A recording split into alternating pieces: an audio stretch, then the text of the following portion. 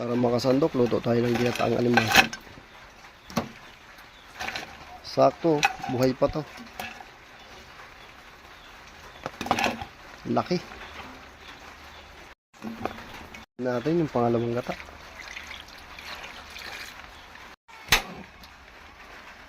Takpan na natin hanggang sa maluto yung limasag at yung ating kalabasa.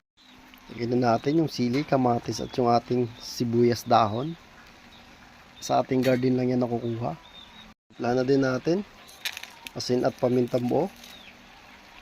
Lagay na natin yung unang gata. Hindi na natin tatakpan yan mga kasandok. So hintay na natin maluto tapos goods na yan.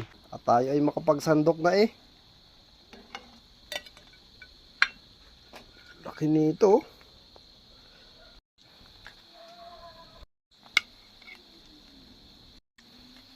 Ito na ating ginataang alimasag. Yun na. Hapon.